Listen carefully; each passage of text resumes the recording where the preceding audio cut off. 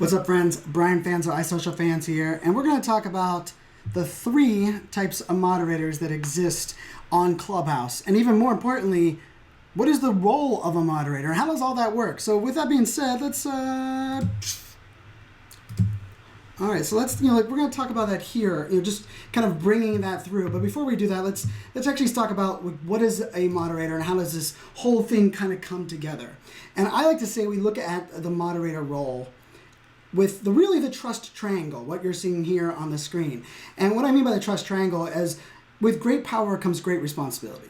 And the role of a moderator in Clubhouse has multiple different components that are involved. And it's something that's kind of new from my skill set. But one of the core aspects that is the same that exists when I'm moderating panels offline, which I do a lot, still exists in this moment, and it's that trust triangle. And what is that trust triangle, and how does that work? So I'm gonna walk you through that. So the trust triangle kind of starts for you as the moderator, right? You, the moderator, are the one that create the room, right? And I'm gonna talk about the three different types of moderator, but this is really focused on that head moderator, and we'll kind of dive down from there. But so like this moderator, your job is to facilitate and manage this trust triangle. So the thing that you're gonna really wanna focus on is first, trust with your panelists. And I like to say, for me, this is a big one, right? And I actually don't give my panelists or co-moderators questions. I just ask them, what does success look like for you? What do you want the audience to take away?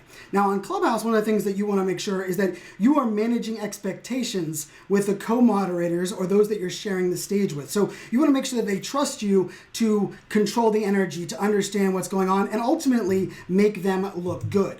Now the next piece of this as a moderator is you have to know the audience, right? Not only know the audience, but continue to learn what the audience wants, who's in the audience, right? And in Clubhouse, this means clicking on the people in the profile, kind of getting understanding, and even resetting the room so that you manage expectations for the audience and really be the one that drives that home.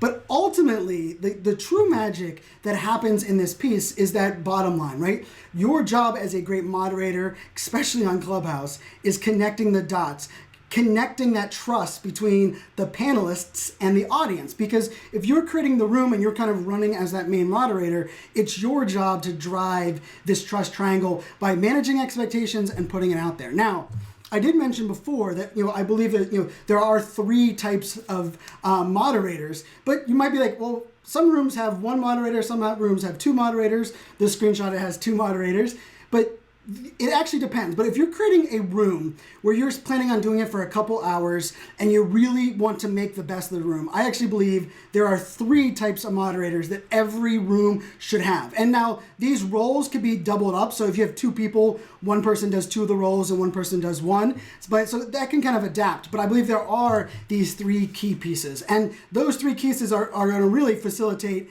that same triangle that I talked about, right? It looks a little different than what we have on stage, right? So it's the moderator, the panelists, and then the audience, and then we kind of build from there. And so the first of those three moderators is that lead moderator, the person that created the room.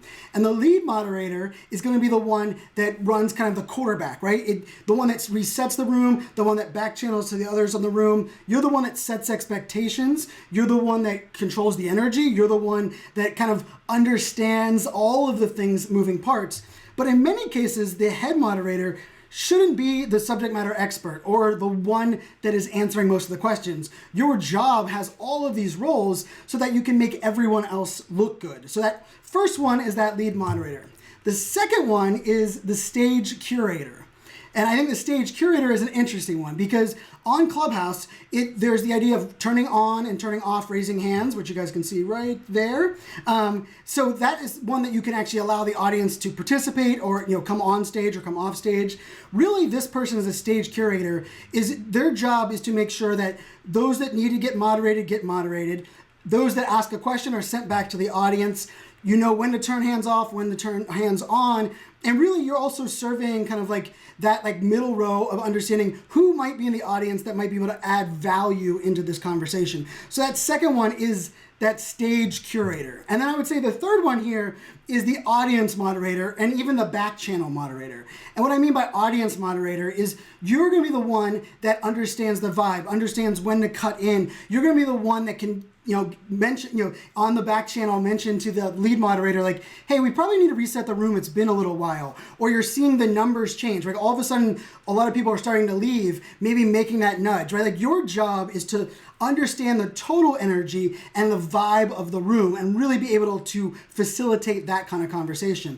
And you're also the one that can really jump in and provide that like the kind of like third-party validation, the back channel. So really the three moderators, we have the lead moderator, which we see here, the lead moderator, which is usually in the first spot. The other two roles, they can be anywhere on the mod stage because some stages have lots of moderators, some stages don't have a lot of moderators. But I think you have the lead moderator, which is the one that controls that room, the vibe, the energy. The second one is that stage curator, making sure that who is up here on this top part, right here, is, you understand what they have going on. And then the third one is that audience moderator, making sure that you ultimately have a good vibe of everything that's happening on the stage. And so when we think about this and we start putting this into action, it's you as the moderator, the lead moderator, it's your job to empower everyone on stage with you to be the best, making them look good.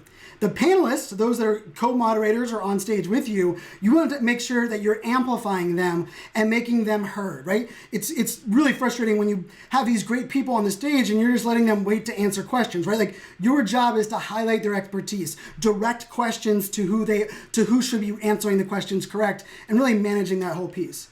And then the third one here is that audience, right? You want to make sure that you're connected with the audience, understand the value of the audience, and ultimately make sure that all of the moving parts are going the right direction. So hopefully that kind of highlights the three roles of the moderator and that trust triangle of what's most important for a moderator, because I believe that moderator role is the most important role there is.